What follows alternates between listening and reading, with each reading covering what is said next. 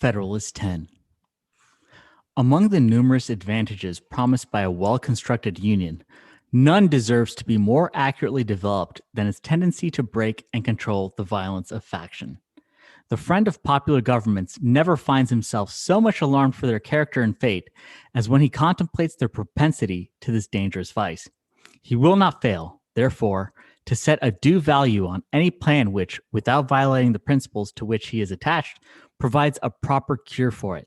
The instability, injustice, and confusion introduced into the public councils have, in truth, been the mortal diseases under which popular governments have everywhere perished, as they continue to be the favorite and fruitful topics from which the adversaries to liberty derive their most specious declamations.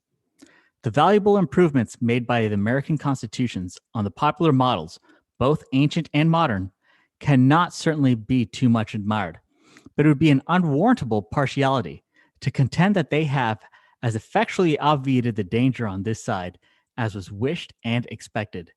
Complaints are everywhere heard from our most considerate and virtuous citizens, equally the friends of public and private faith, and of public and personal liberty, that our governments are too unstable, and that the public good is disregarded in the conflicts of rival parties, and that measures are too often decided not according to the rules of justice and the rights of the minor party, but by the superior force of an interested and overbearing majority.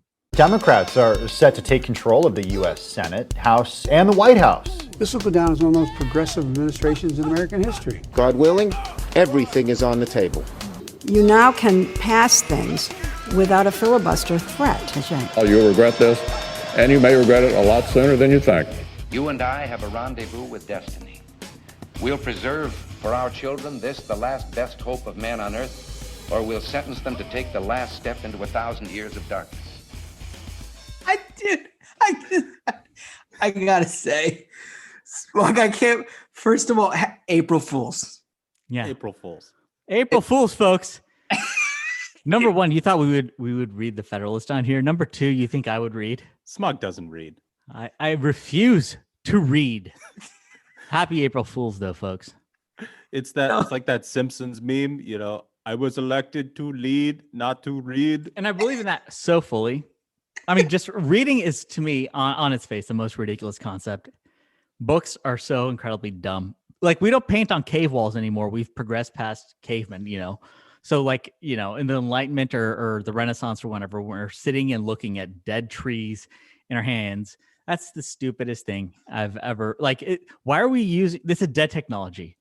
If it's not in a podcast, if it's not like a YouTube video, I'm not gonna sit and move my eyes back and forth on a piece of paper. I'm gonna listen to someone tell me things. I'm not dealing with that. That's ridiculous. Your take is that we've innovated out of books. Yeah, books are the dumbest thing ever, dude. I hate books. I will never read. It's ridiculous. It's ridiculous. Like, you visit my place, it's only coffee table books. I don't want any other books, dude. Dead weight. Stupid. Who reads? I mean, it's so good. I love that the premise of Ruthless is that we will not read you the Federalist Papers. Yeah. Raise your hand if you enjoyed that intro. Like, no one wants to hear the Federalist Papers, dude. What I love about this is that Smug has in his Twitter bio under interests books. I mean, I've explained that numerous times. That's 100% just to impress people, and I think that's why books exist currently. It's like oh, I enjoy books. Oh, it's like when wonderful. people have a Tinder profile and they're like, my interest is running, and it's like, no, it's not. No, yeah, nope. It's like books. It's like, okay, the people who have their like book collections in the background of their Zoom or whatever. Instantly, I'm skeptical. It's like the reason that you have the books there is not because you enjoy reading or gleaned information from them. It's you want other people to know. And that's just like this fake facade that academics and academia created to be like, oh yes, books are great, because they want to try to explain away how they've wasted their lives. Well, like an academic's like, I have a PhD. I make like $9,000 a year, but it was worth it to throw away my life. This is such a great start to the program. Yeah, that's hot Welcome to the Ruthless Variety Program, the 51st episode. I'm glad everybody enjoyed the last one. You know, not everybody gets to talk about fighting horses, but we do here on the program. Yeah. I mean, we got great feedback on that. I heard a lot of people say which animal they would fight, some offering their own tips on fighting a horse and such, but I stand by my statements. Well, I think you stand on solid ground, clearly well defended with beating dinosaurs and the like. This particular program is a big one because we have the former Secretary of State, Mike Pompeo, with us. Huge. Very, very huge. Very, very big. It's a fascinating interview. I can't wait to get to it. Before we get to that, we have a couple of business issues to clear up. Number one thing, we have to spike the football, folks. We were the first to tell you about the attempted steal in Iowa 2. Rita Hart and the Dems, Pelosi, they all tried to steal this election. We let everyone know what was going on. And folks, Rita Hart has withdrawn her challenge. We stopped the steal. Such a big deal. Such a big deal. Dude, it's just a heater. We're on a heater. The power of Ruthless. I mean, first order of business, we had to spike the football. And, we got the word out because of course the media didn't want to cover it. They wanted to cover up that like Pelosi in broad daylight Grand Theft Auto was trying to steal an election, that the recanvass and the certification had the Republican winning. And she was like, nope. And we even had Miller Meeks here on the show. Yeah, it was great. And she was great. And the thing that was really frustrating about it is you had her doing her job, all day. She's visiting the border. I saw her, she tweeted something out the other day. She was, administering vaccines. Yeah. And so she's doing her job that the people in Iowa 2 elected her to do. Yep. And all the while, Nancy Pelosi and Mark Elias, Democratic lawyer who, was involved in this suit that the Democrat brought to the House Administration Committee, they're trying to unseat her. It was insane. Totally insane. Two things about this. One, very important to remember, she withdrew her challenge. Nancy Pelosi was willing to go through with this. Yep. She was willing to go through with this. The leadership of the Democratic Party, including the President of the United States himself, was willing to unseat a state-certified member of Congress for pure partisan purposes. Not because they won, not because Rita Hart won, but because they could. Right? Important to remember in the context of things that we're going to be dealing with over the next few months, these people were willing to do this. Right? The second piece is, I also want to thank Kevin McCarthy. He was out there yesterday. He helped lead the charge in bringing a lot of attention to this. He deserves some credit. We got it done. They moved on. We saved the seat. Good for everybody. And, shout out to McCarthy's team for listening to the podcast. Shout out to Kevin McCarthy for listening and understanding what's important. Appreciate them. It's proof learning from the show. It's proof that when we fight, we can win. Yep. Right. And that's what's so important. And I think is going to be a big theme here on today's program. Yeah. I mean, let's just put a fine point on that, Duncan.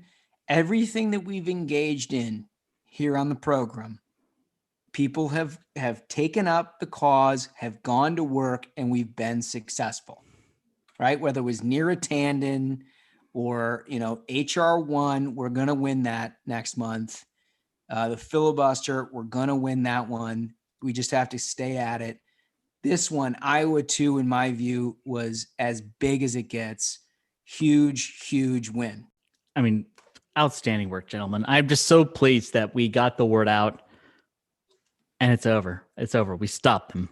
Michael, what do we have on our fundraiser for Feeding America? He did it. Young Foldi did it. He got to $10,000. Just incredible. I think huge he did round of 5K. applause. Yeah, he did like 5K yesterday or the day before and just like blew it out.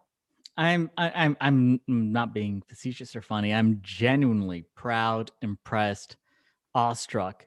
Because, like I've said before on the show, Feeding America is an incredible charity. That 10,000 plus at this point that he has raised for them, for every dollar, it's 10 meals for families in America in need. That's over 100,000 meals. I'm so proud of his work. Outstanding job, Foldi. He'll definitely be a guest on the show. And listen, a big and the haircut. We didn't forget about that. Right. We got the haircut. The unfortunate part here is I'm not going to be able to administer it. Yeah. I mean, that's a tough situation. You want to help folks in need, or you want to cut Foldi's hair? I'm honest. That's a toss up. But you know what? We got taken care of. I was conflicted. The folks in need came first. Yeah. Okay with it. I'm living with it. I'm still processing it, frankly, because I really wanted. I had a bunch of great ideas. Thanks to the Minions for the haircut samples that they sent in.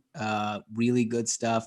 But really, honestly, and this is no joke, thank you to all the listeners for your help in getting to that 10,000. I mean, look, it's a big deal, right? Yeah. It helps a lot of people. So thank you. It's, tremendous generosity, and it's helping people who absolutely need it right now. Thank you all so much to our listeners.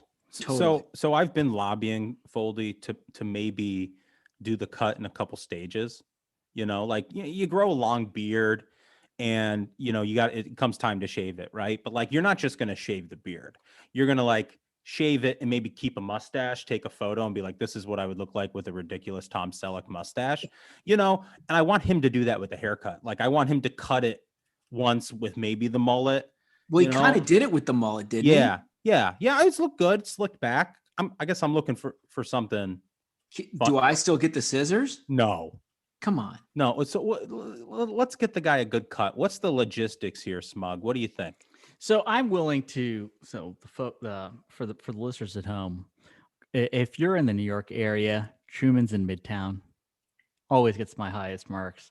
You go there for a haircut, but it includes unlimited, and there's no catch to it. Unlimited top shelf liquor. So what's your average haircut looking like? 30 to 45 minutes. I think I can cause some damage. I always come ahead on that trade. I think I'll just take young Foldi up to Truman's. You're gonna put him on you're gonna get on a train with Foldi to go to Truman's for a haircut.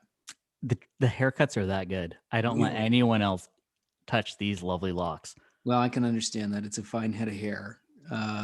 But I'm also look, that's generosity in your own right, Smug. Yeah, he earned it. He's done, a lot of credit to him. He grinded it out in 1 week. He's worked tirelessly to get 100,000 meals to families in need. He's a good kid. Outstanding work. He's a good kid. We're happy to host him on the variety program. Maybe as soon as next week. You'll have to keep an eye out. We've got so many interviews. We have all kinds of. The lineup is bananas, man. The lineup is insane. The program is going through the roof, folks. People love the program.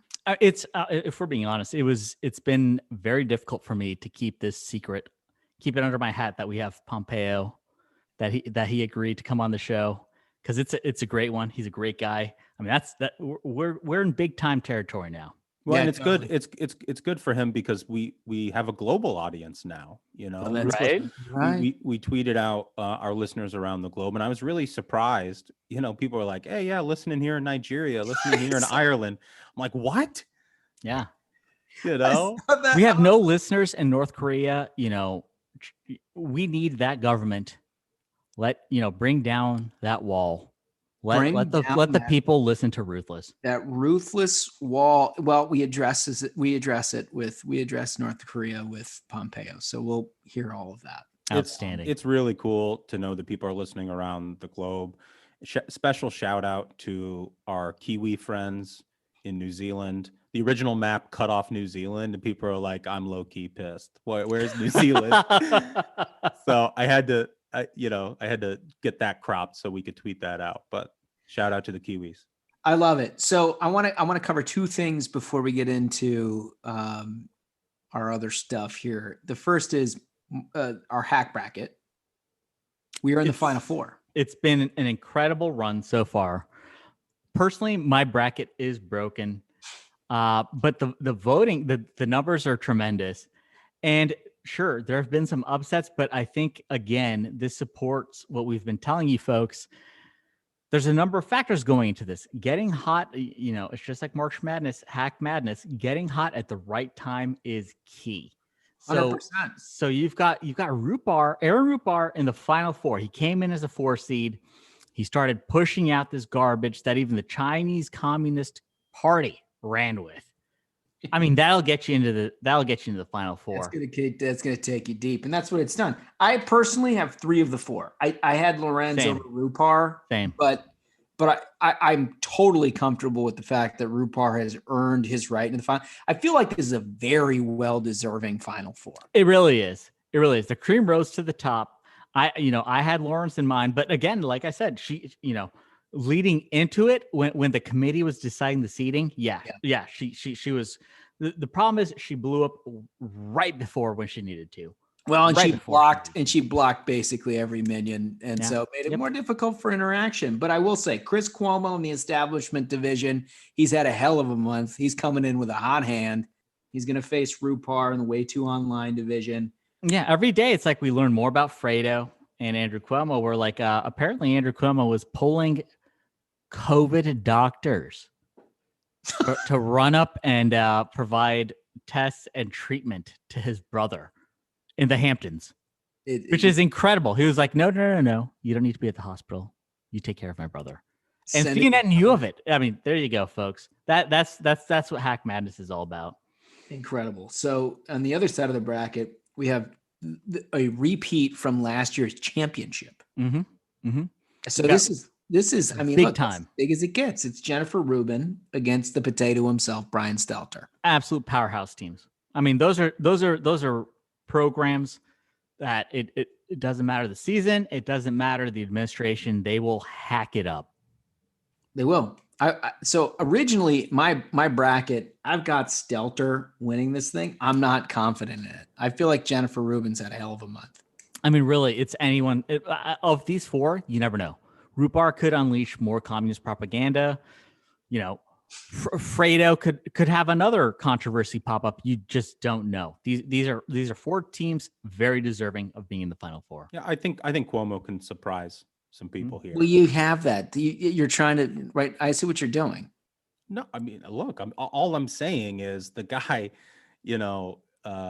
got COVID tests from his brother, the governor, while his brother was, putting COVID positive patients in nursing homes. Listen, I understand the facts, but I also understand that you're the only one that has Cuomo winning this whole thing. And so you're trying to juice the talk in your book. Look, the only reason I said that is because Holmes said that you had Stelter winning. Okay. I see what's going on here. Okay. You know what I want to bring up? People often say I can be too antagonistic, but I have to bring this up, folks. I'm really nervous about what you're about to say. I have no idea what it is. I want to talk about the Pod Bros. Pod Save America created a bullshit copy of Hack Madness. I didn't know about this until today, folks. It was brought to my attention. They've created, what are they calling it? March Badness. March Badness. March Badness. And they rolled it out. You expect that kind of genius from so for folks who don't know, Pod Save America is basically what like the broken brain lib wine moms listen to. They've got no pull. It's Obama's former speechwriters who, of course, are top caliber to come up with something like March Badness. Top shelf shit, guys. Good job. It's, look, I don't want to hate on anybody for having a bit. Like, it's a podcast. You got to come up with content and be creative. But, like, get your fucking own. Get your own content. Yeah. Instead of they do some sort of like C-level like rip off of our stuff. And it's just, somebody pointed out to me. And so I listened to that part of the segment of their pod, and it's just like cringe content, dude. It's not, it isn't creative. Get your own bit. I don't know. How hard can we pop off on them? I don't, because they previously they followed me, they used to be cool about it. You always snipe back and forth with the other side. Vitor, who he was the van driver, right? Was he the van driver? The famous van driver? I don't know. One of them was a van driver. He straight up blocked. He couldn't handle it. The only one who I think has any talent is Lovett. I think he can actually be funny. The rest are just like living off of being known as Obama speechwriters, and they come up with things as clever as March Badness. Clown shows. They got it in right under the gun. Good for them rolling it out on March 29th. Amazing. Yeah, amazing. Good job. Good job over there on the West Coast. You're really in the I thick of think it. it's so weak, but it's so funny. I mean, they're just kind of living in the lib limelight, doing their thing in California, man, just Yeah. like hanging out. Yep. You know, it's awesome. Anyway, you know what? Tune in next week, folks. I'm sure we'll have another great idea for you guys to come try to do the lib version of. And as a kindness, my advice to them, don't clap back because we'll come back 10 times harder. You don't want it. You don't want the smoke, dude. You don't want the smoke. Just take this L. All right, so let's get into it. Here's how I'm going to preface this segment. Last Tuesday, you learned that Smug could take on a horse. Yeah, Well, he claims. absolutely. Yeah. I could take it, dude. With, if I recall specifically, a feint and a rib kick. Well, I mean, here's how the argument goes: is I had people being like, "Oh, I know this like superhero horse." It's like, okay, I'm talking about like the average horse. My experience, especially, is like limited to mostly like a dressage horse. So like one of these like dancing pretty horses, like bro, a roundhouse to the ribs takes him out.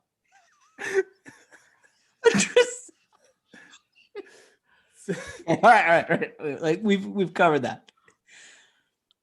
We now see in the White House there's another animal that is quite fierce. Major Biden. Smug, I'm going to ask you point blank. Could you take out the dog, Major Biden? 100% no. That dog would kill me. Have you seen it? So for folks who aren't aware, Major Biden is like the devil dog. Here's the thing is, so part of me feels sympathy for this dog because this is the dog that our current president, Joe Biden, said he jumped out of a shower naked and pulled this dog's tail, right? Like what? And that's how like Joe Biden like hurt his foot, like slipping or like the dog was just so stunned that a nude man. I still don't get that. So weird. Who does that? Like 2-year-olds don't think of that. Your brain has to be mush to be like, but it's jump out of shower naked, pounce on dog. It's also weird. Very underpants gnome stuff. Like I pulled dog, break foot. I don't like the connection. I don't get it. But yeah, there's a lot of missing pieces that frankly I don't want to know. But here's the thing. So like Major Biden, the president's hell dog, was sent to Delaware. I thought that was like an excuse of like, he went to a farm upstate. Apparently this dog bites people nonstop, lost its mind, in my opinion. It was sent to Delaware, but now they brought it back. And what did it do? We're talking about like, it wasn't even a week ago they brought it back. It bit someone else. They had a photo of this dog. Look at the dog's eyes. Dead inside, dude. It's like a shark's eyes, all black. It has nothing to live for. The dog has had its tail pulled by a naked Joe Biden. What do you think is going to do to him? What do you think? He's going to lash out at the world. Black eyes like a doll's eyes. Look into him. Dead eyes, dude. I could not take that dog. That dog would kill me. Absolutely kill me. Well, but he'll kill anybody. He will. If this is allowed to continue, he's going to kill somebody. When you were talking about fighting the horse, though, you said that you could use some sort of deceit and sort of trick the horse so you can get around to the ribs. I mean, how do you attack Major Biden and sort of distract him? You can't, dude. Here's the thing is, so like there is no sense, this is there's no place in our streets for dogs of war. This is the same breed of dog used by special forces. Why does someone need a dog of war? Oh, I see. There's no need. Oh, it's an assault dog. It's an assault dog, folks. I see. It's an assault dog, folks. We should have a waiting. We should have a waiting period on a dog like that. Yeah, seriously. It's easier to get a crazy ass dog like Major Biden than to vote. Many people are saying. Do you think maybe a background check would be? Absolutely. Biden is clearly unfit to have this caliber of a dangerous assault dog. I couldn't take it, dude. The dog would kill me so easily too. So easily. What are you going to do? It's got shark eyes, dead inside dog. It's been a horrible life for this dog of this like nude crazy person jumping out of showers, pulling on his tail. Of course he wants to kill everything. Well, so here's an interesting new wrinkle here, which is, as far as I can tell, the dog is basically the only thing that the press is willing to write negatively about this administration. Like he can basically destroy the economy, destroy our kids' minds by not opening schools. They can do everything possible to ruin our country. And then everybody's like, there's differences amongst parties. But then the guy's dog takes a shit in the living room and it all of a sudden is an Associated Press piece. I mean, I'm not. I have doubts it was the dog. I think Joe's pinning it on it. I think his staff's like, uh-oh. Joe like shat on the carpet. Get him back in bed, dude. Get him an applesauce. Oh, Jesus. Poor dog, man. He didn't deserve this fate. I think we may have like a new segment which is just smug on animals. Yeah. He always has a very firm take, and sometimes it's really hot. He doesn't like Jonah Goldberg's dogs as those are clearly bad dogs. They're out of control. But do you think Major Biden's worse than Jonah's dogs? I mean, it's tough. I think Major Biden is an out of control dog. I think he absolutely has bloodlust. But I can understand where it comes from. Jonah's dogs are just like these pampered pooches from hell. I think that's they the misbehave. Difference. Yeah, they just misbehave. Spoiled. Yep, okay. That's it. Wow. Okay. I would love Smug to like judge a dog competition. Wouldn't that be wonderful? Yeah, we'd get some great dogs winning that. Wouldn't that be wonderful? Oh my gosh. We gotta get, I mean, we have so many big plans, guys. Listen, we're coming out of COVID. People are getting vaccinated. Yeah. We've been kicking around Ruthless live ideas, maybe a dog show. Send us your ideas. Honestly, all we want to do is make sure to have a good time. And so all ideas are welcome at this point. Yep. That 50th episode spectacular said it all. We are here for the people. We live to serve. It's awesome. I can't wait. So one piece of business that we need to get to before we welcome the former Secretary of State, Mike Pompeo. The President of the United States, Joe Biden, is rolling out an absolute abortion of they call it an infrastructure bill. But it's not really an infrastructure bill other than the fact that it just throws money at like every union in America. And it's like, hey, build me this because, you're a constituency of mine. And this kind of like is tied to this thing that's been bugging me recently is I just have this feeling that there's zero purpose to pointing out the hypocrisy of this administration, like being like, oh, wow, they're throwing kids in cages. Oh, wow, they're doing everything that's bad. Like, okay, sure. But it's not like we have a referee that's going to be like, okay, that's a foul, points against Biden administration, because the media is already in their pocket. The media is their referee. The media is calling fouls to protect Democrats. No one, what are we going to get from being like, oh, they're hypocrites. Oh my gosh, imagine if Trump did this.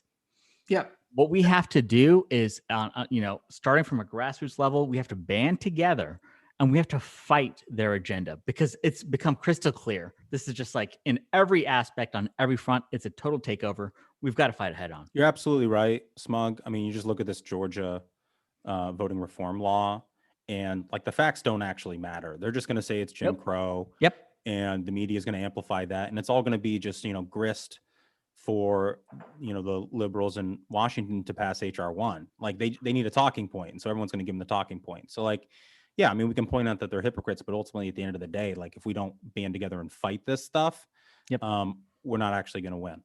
Like I'll tell you right now, folks, Joe Biden does not care. Kamala Harris does not care when you point out how much they were crying about kids in cages, and now they have thrown a record amount of kids in cages at the border. They don't care.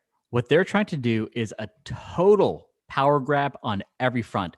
They're trying to take over elections with HR 1. And the media is completely complicit in pushing these lies, like for this Georgia situation, where the media is lying about, oh my gosh, the Republicans don't want people to be able to get water. All the lies that you're seeing, the media carries for them. They are not going to play a ref. And then you see, like Mayor Pete the other day was like, oh, we got to tax people by how many miles they drive. We have to tax gasoline. Who do you think that hurts, folks? That doesn't hurt. That doesn't hurt billionaires. That doesn't make our society more fair. That's hurting people who have hourly wages, who have cars, who got to drive to work, who are grateful that they're able to drive to work after this pandemic has basically put so many businesses Yeah. out of business. They don't care about people. This is all about a power grab. So here's the construct that we find ourselves in. You probably heard me talk about this a little bit on the program before, but this is real talk. The pandemic brought progressives closer to their ideal governance structure than anything in the history of America. Anything, right? It is a government that can tell you when you can go out of your house, when you can work, what workers are essential, when your kids can go to school, when they can't go to school, how much money to send you, when to send you that money, whether you can be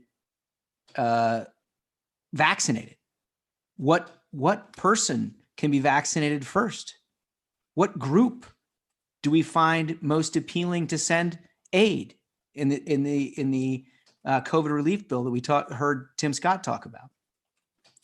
They have complete and utter control over middle class and lower class Americans, right? And we're coming out of the pandemic now, thank God to the leadership of the previous administration with the vaccines and everything else. We're coming out of that, and they need a way to sort of grab on to that centralized power structure. Well, this is it, right? This is the next plan. It's the quote unquote infrastructure plan.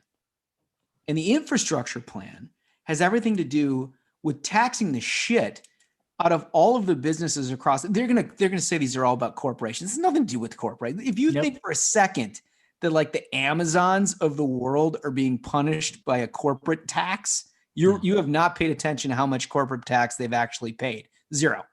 Yeah, Bezos doesn't care. They've got robots that they've got coming online. They've got electric cars. Do you think he cares about gas prices going up as much as they have for the average American? Bezos isn't paying that. I mean, just look at what these shutdowns have done. Before the COVID shutdowns, there was one person on earth who had $100 billion. That was Bill Gates. Now there's 5. I mean, it's a centralizing of power that dictates who can have and who can't. And what it does ultimately, like they couch it underneath the idea that they're somehow punishing the rich, but they're never punishing the rich. What they're actually punishing is the economic mobility of the middle class and the lower class to become more successful, right? Because when you're taxing the hell out of a whole bunch of small businesses, you're disincentivizing people from taking the risk to do it in the first place. Much easier to catch a W-2 for some corporation somewhere where you sit there and you push paper around for 30 years, you kick a couple of different jobs and like out you go. It's great. It's a dignified life. Hopefully you have a good family and everything else to look forward to because your job's really not that rewarding. For those people who are inclined to try to take a risk and do something significant and try, you've taken that entire incentive structure away because you're going to tax the hell out of every move.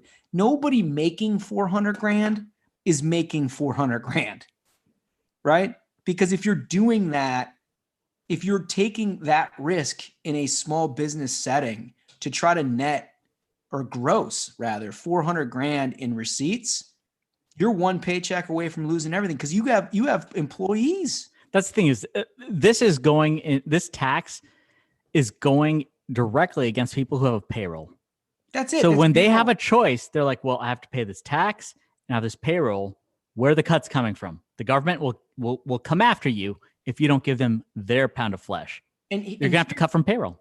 And this is the most egregious part. They're doing this at the back end of COVID, where all of these small businesses have tried to do anything they can to keep their doors open. It's insane. Right? It's insane. They've taken PPP loans.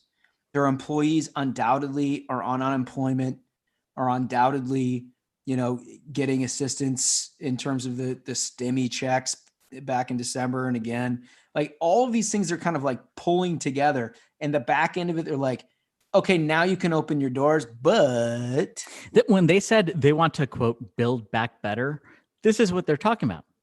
This is Green New Deal that they're pushing. They want total control. They don't want, see, if they can cut out the small business, they want to cut out the middleman. They want everyone to be like, okay, where's my stimulus check? Because they've got me They've got shut down. Every business is closed. I need the government. I need the government to take care of me.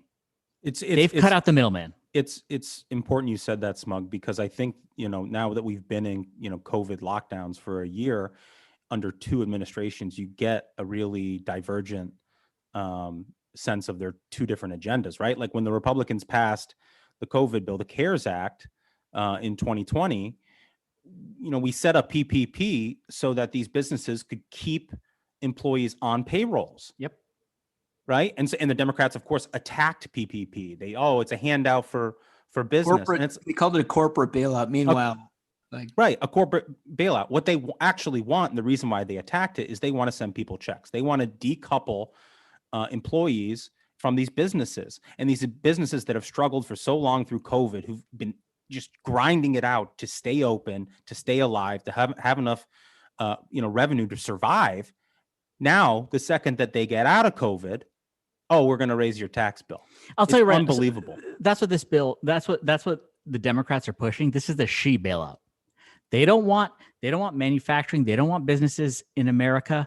They want to tax them. They want to raise the taxes on them so it's not competitive to do any of that here in America.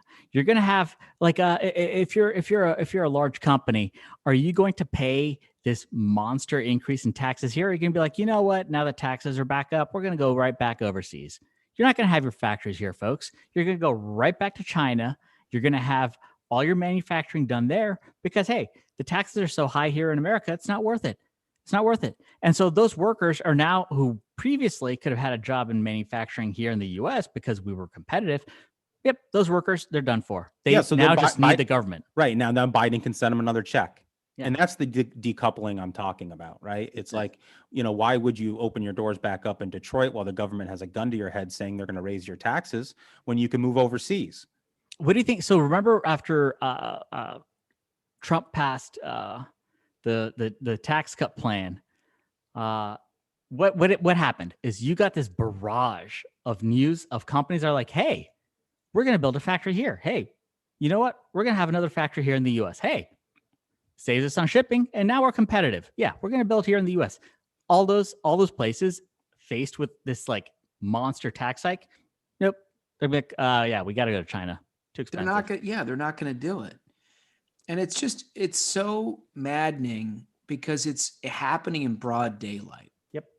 Right. I mean, these guys they're essentially saying to the American worker, we don't give a shit about your upward mobility. We don't care whether or not you're self-motivated and you want to improve your life and your community and your family.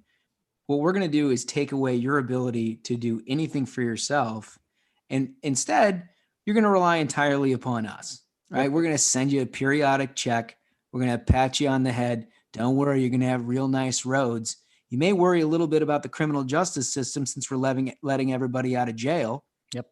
And by the way, the border is wide open, right? Yeah. Yep. Like I just think that this is the moment. I remember in 2009, Smug and Duncan, when we were at our lowest point for the Republican Party that in my lifetime. And I remember a moment in that spring of 2009 when they were starting to unroll Obamacare, when it was like, man, we just can't have this. I don't care if we win or lose. We got to fight this every tooth and nail and all the way to the very end.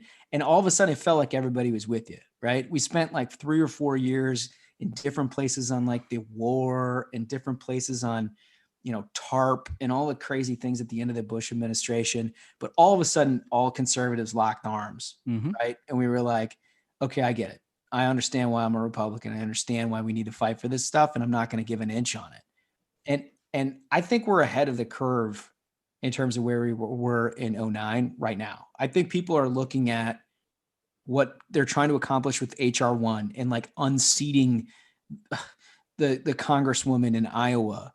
And now this ridiculous tax bill that just centralizes all power in Washington, D.C. I think conservatives are like, let's get off the mat, folks. It's time to go. And from a political standpoint, we're certainly in better position now than we were then, right? I mean, like we're on the precipice of a Senate majority again.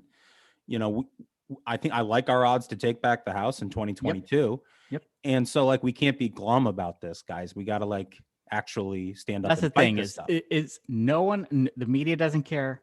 We have no referee who's going to call fouls if you point out that, oh my gosh, if Trump had done this, oh my gosh, the Dems are hypocrites. This is what you can do. We need to join up arms.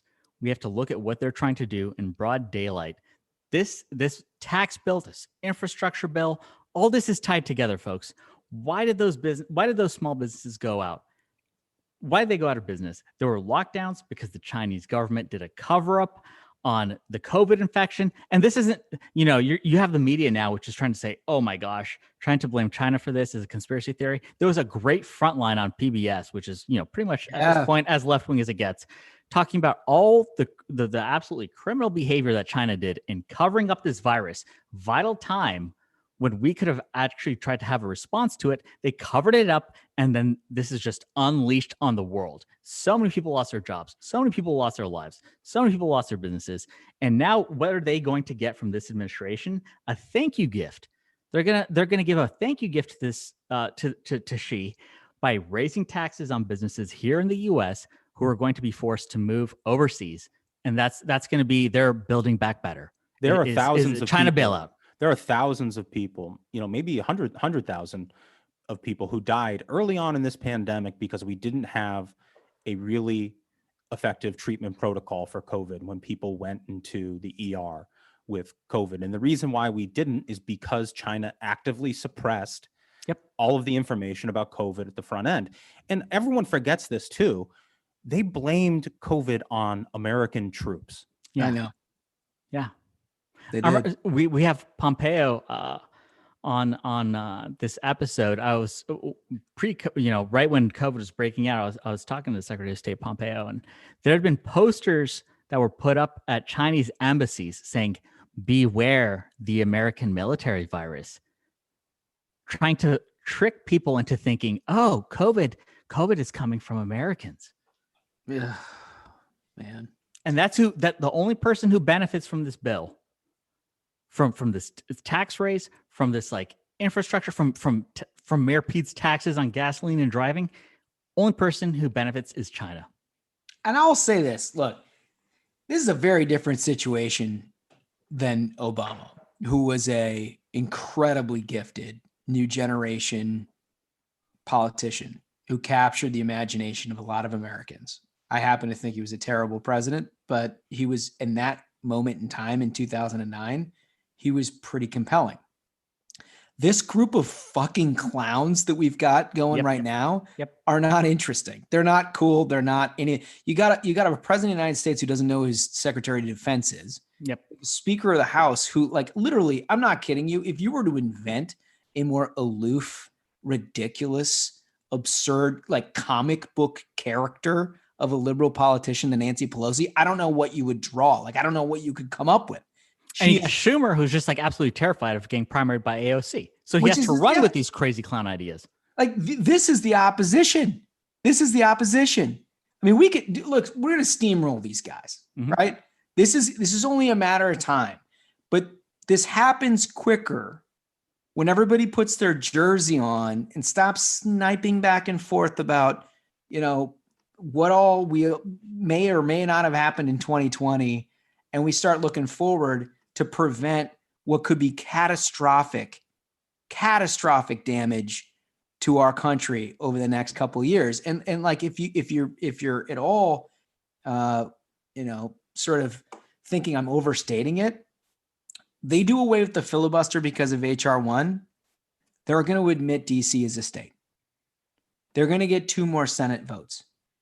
We're not going to get that back. There's no way to get that back. You have a permanent Democratic majority as far as the eye can see. Oh, then they pack the courts. Right? And then they'll have federal control of elections. All right. Your life looks very similar to the one that you've had under COVID. Forever. This is their Build Back Better. This is backdoor Green New Deal happening right now. That's what they want.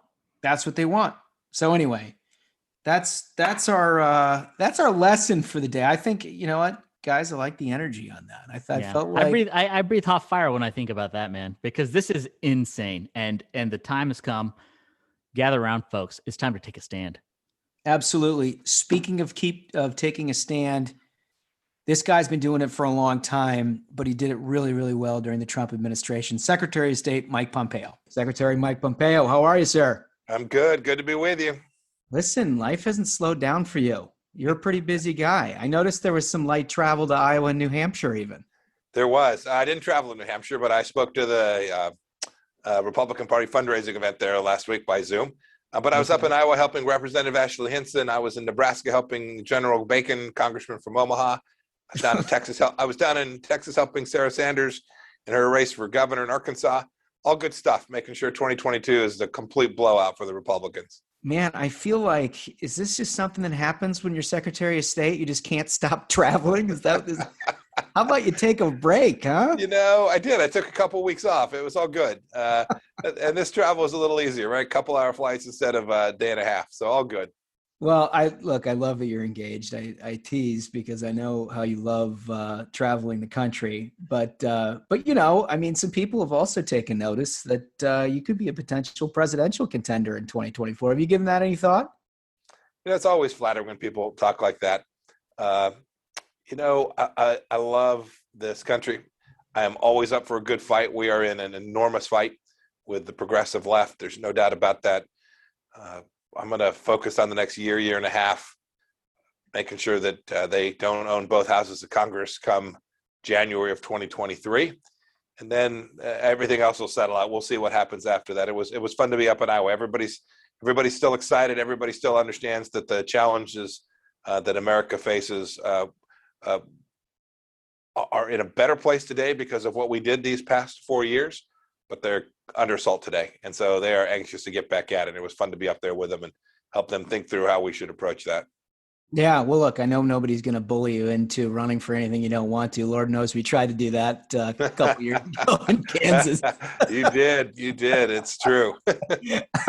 You have a spine of steel, sir. I appreciate that. You were most gracious and very kind. I appreciated the effort.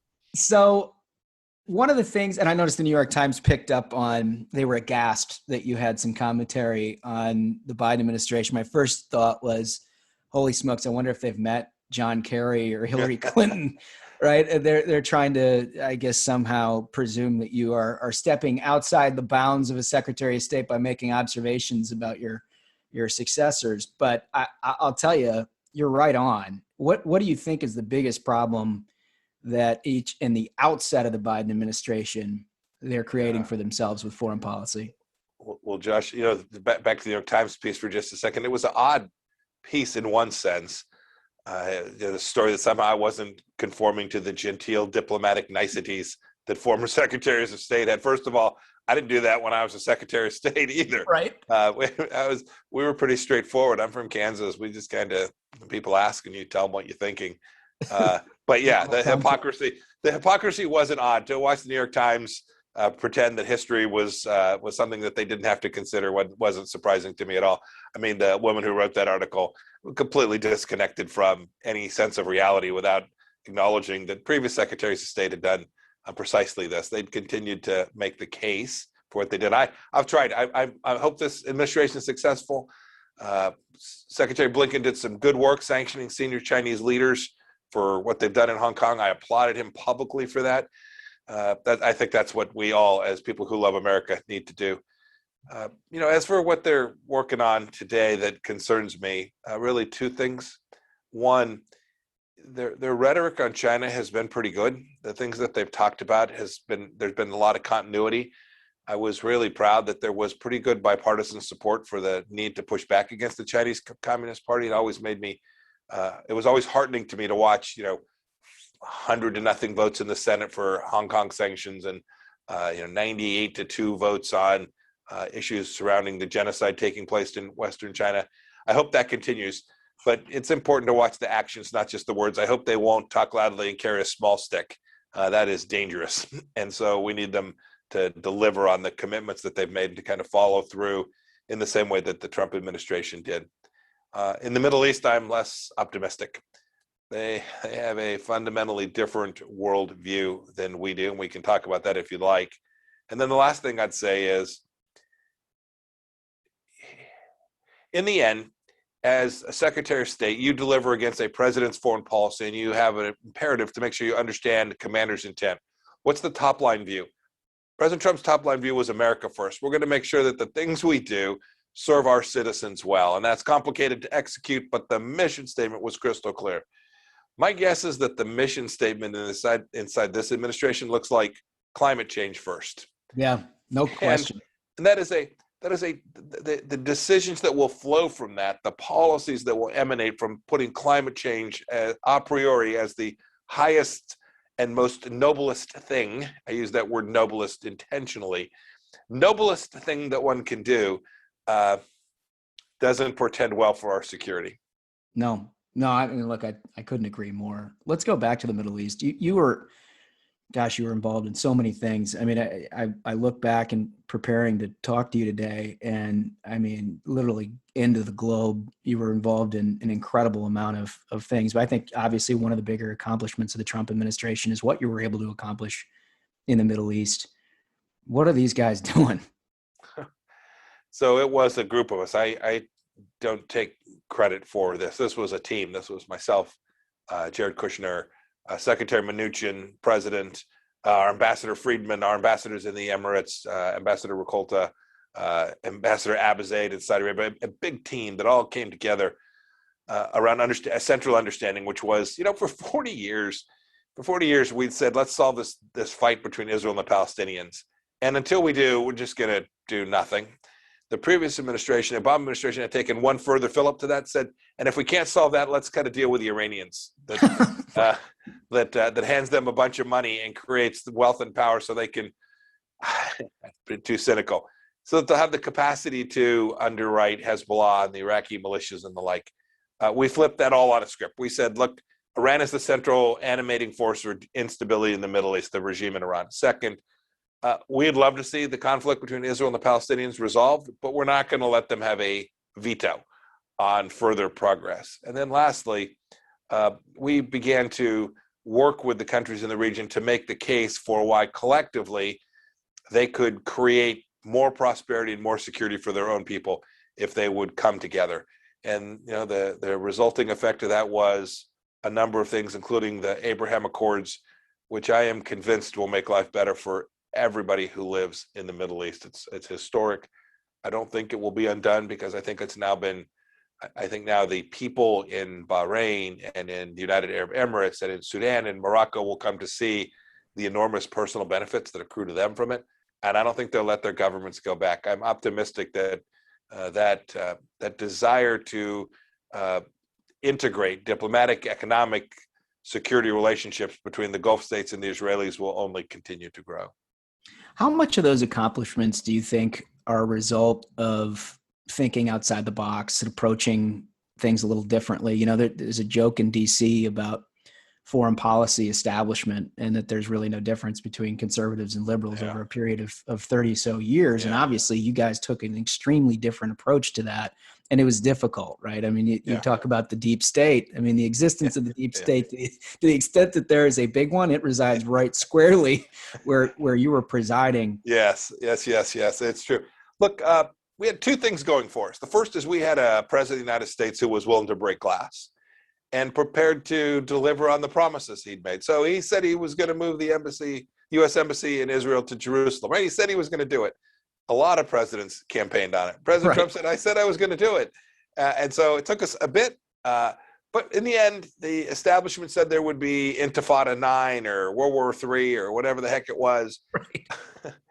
we were pretty confident that we could manage this. And the timing was right. So we did. And it was the right thing to do. And we didn't have World War III. And I think the Palestinians came to see that we were serious about delivering on the promises that we'd made. And so whether it was my announcement about settlements saying, hey, some of these settlements are actually legal. They're not every settlement's unlawful. That sent the UN into orbit. It sent, frankly, Republicans and Democrats from the foreign policy establishment into orbit. But it was actually true. And so we recognized that reality. And so we did have this advantage we were prepared to break with things that had historically underpinned foreign policy in the United States and think them through and take some risks. Mm-hmm. And, not all of them were successful. There's things I wish we had more time to go fix and build. But in most cases, we left these places, certainly the Middle East, in a far better place than when we came in for the 4 years we were there. Yeah, well, that actually is an interesting segue, because I did want to talk about, much of foreign policy is just a constant evolution, right? And there's no static moment in time like, hey, problem fixed, right? Everything is changing. There are different world leaders, different personalities, different agendas. What are those things that you think of that, man, I just wish we had like 3 or 4 more years to deal with? It reminds me, I was with Secretary Baker, who is just a wonderful human being and was so kind to me, both as CI director and as Secretary of State. I called him, I can't remember what I was talking about, and I was whining a little bit, I suppose. Look at this hard problem I have in front of me. And he said, young man, that problem's been around a lot longer than you have. And, he was right. He reminded me of what he had done and how he had thought about that problem, 35 years before me, 40 years before me. Look, the thing that really is going to require all our focused attention over the coming years and decades is the threat that emanates from China and the Chinese Communist Party. So I think we awakened the world to this challenge. A lot of us had slept on this for too long. The United States included, many other countries just closed their eyes, turned the other cheek, and sold them stuff or outsourced labor there. And we didn't recognize the fact that they are determined to undermine our republic, our way of life. We flipped that. There's no doubt about it. I think we changed the world's view on this. So we started to climb out of this attention deficit and to build out a rubric of policies that will impose cost on China for their malign activity or for its malign activity. There's still a lot of work there to do. A lot of thinking, a lot of strategic thinking that yet needs to be done, a lot of diplomatic work, and then a whole bunch of work to continue to build out a set of central understandings that will unite the West, those of us who believe in human dignity and freedom and the things that America values and democracies around the world value, to build them out collectively to make sure that the next 100 years are 100 years where the West still gets to set the rules. That's certainly better for the United States. I am convinced it's better for every human being on the planet. How much do you think it is such a complex problem? I mean, you're entirely right. How much do you think our building of the success that you've had vis-a-vis China is about maintaining sort of technological advantages? Because we've seen what they're trying to do with Huawei and, basically across the board, make the world reliant upon Chinese infrastructure. How much of that do we need to think about as Americans in making sure that we've got an entirely separate brand that promotes our values and protects our national security? Yeah, this is a central question. I think about it in 2 buckets, discrete buckets, recognizing that they're not completely discrete. The first one is things that matter for American national security. So let me identify something that might not. A plastic toy. Oh, okay, fair enough. Walmart, Target wants to bring in a plastic toy. This is a separate set of issues from things that directly relate to American national security. Things like the capacity to do high-end semiconductor manufacturing in the United States. Things like rare earth minerals, making sure that we have a supply chain here in the United States that can deliver should the Chinese Communist Party ever decide to shut it down. So I put those in a national security bucket. A piece of that is what you referred to. We need the best AI here in the United States. We need it patented in the West. We need it controlled by Western companies that will apply property rights and the rule of law and an ethical morality norm to these practices. Blockchain technology, machine learning, all the things that are at the forefront of cutting edge technology, the United States and the West must continue to invest in and make sure that we understand it in a way that can protect and preserve our freedom here in the United States. Then there's a second set of things. I joked about the plastic toy. There's a set of things that I would describe as more commercial, which accrue to economic benefits. There's places there where we can absolutely find ways that the West will end up interacting with China But even that trade has to be conducted on a fair and reciprocal basis. Even that trade can't be based on human slavery, right? I mean, today you have companies making money off slaves in China. We went through this in the 1860s. We shouldn't revert to those norms. And Sam, I think if we've offshored that problem set, if we've offshored this forced labor, this idea of slavery, it's okay because it doesn't happen in America. No, it's still not okay. Those are a broader set of concerns. The trade relationships and the obligations to treat every human being with dignity are things that are broader. They go past the national security imperative, but are also something we have to confront with China. Yeah, gosh, I could talk with you for 2 hours about China. There's very few people who have so much texture and so much perspective on that. I appreciate it. But I do want to get to one thing before we get to our 3 questions, because it's so outside of the box. North Korea. I imagine when you took the job, you probably didn't think that you were going to be in North Korea at some point. Yes, that is a fair presupposition. Tell me about that experience. Remember the first time I go there, it was a CIA director, and I go there on a clandestine trip, not a publicly announced trip. I left on Good Friday, so we're coming up on the anniversary of my first trip there. I left on Good Friday morning. I came back. I got back late Sunday night, Easter Sunday night, or I can't remember. Might have been Monday morning, to try and help the president deliver against fire and fury. Right? You'll remember he thought we were in a really tense situation, and so we were trying to take the tension level down and create a situation where we could have a rational discussion. The president was prepared to consider whether a summit might be appropriate. It was really quite the experience. I can't say everything about it, but no, you don't. When I became CI director, I had no earthly idea that one day I'd be on a quiet plane traveling in the dark to land at a airstrip in Pyongyang to meet Chairman Kim, who committed the most horrific crimes against humanity, who had put Otto Warbear in prison and then returned him to us, only to have him perish as a result of how they treated him. It was quite the.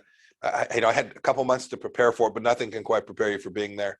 I regret that we didn't make more progress. We convinced him not to do more nuclear testing and more long-range missile testings, but we weren't able to get him to give up his nuclear program. We got 3 Americans back. It was the most lovely, wonderful moment of my time as Secretary of State to show up at Joint Base Andrews and watch those 3 Americans climb off that beautiful American airplane who had been held there. We got the remains of 50 plus service members whose remains were in Korea. We got them returned to the United States, ultimately to their families. It was quite the experience. And then the 2 summits where we had moments where I thought we might actually make progress, only to find that we had to settle for something less than what we would have hoped we could ultimately get. Mm-hmm. Yeah, never a dull moment for you in your tenure. Well, you did a superb job.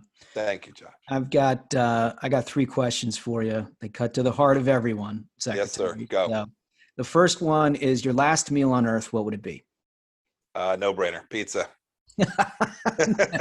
That's great. Any particular kind of pizza? That's a little controversial. I don't know if you saw the story. The State Department redacted the ingredients that I like on top of my pizza, so I'm not going to tell you. That's classified?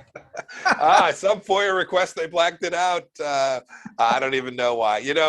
All in all, give me beef or pepperoni or something that's meat lovers. We got classified information here, folks. We know what's on top of the pizza.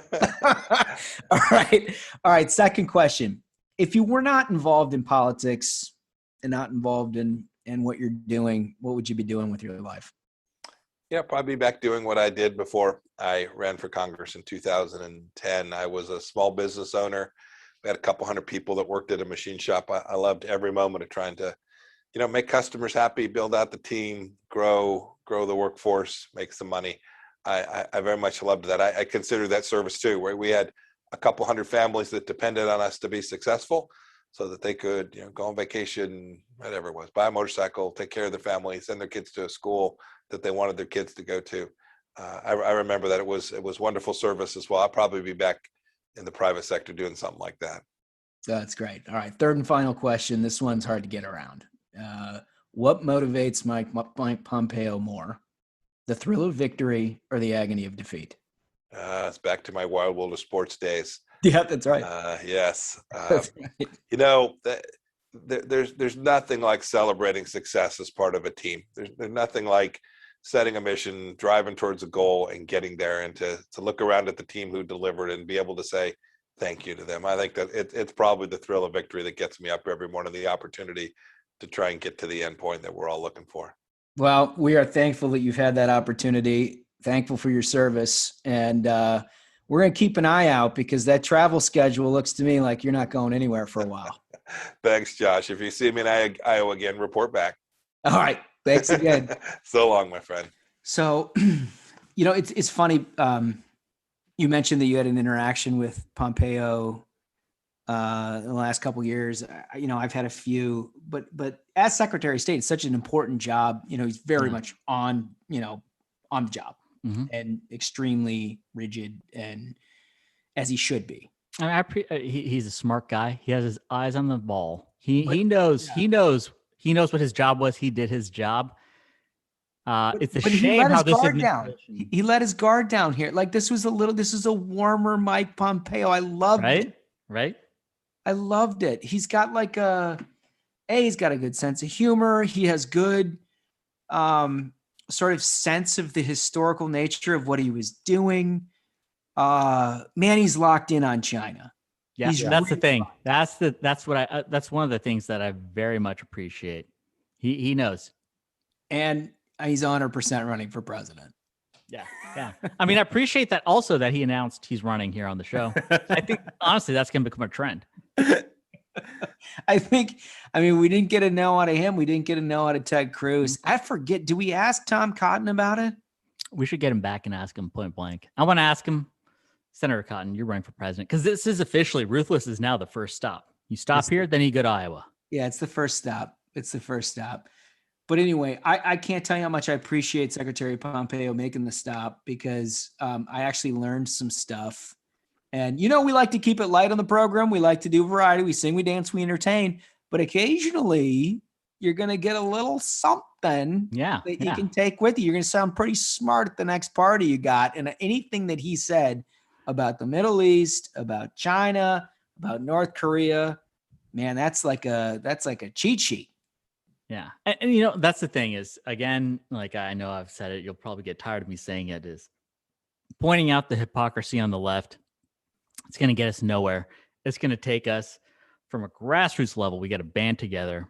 When you're grabbing a beer with a friend, when you're talking to a buddy, and you start hearing them sound like they're making some sense, you let them know, hey, maybe you should give Ruthless a listen. Get these folks off the sideline. You're not getting anyone else who's talking about this.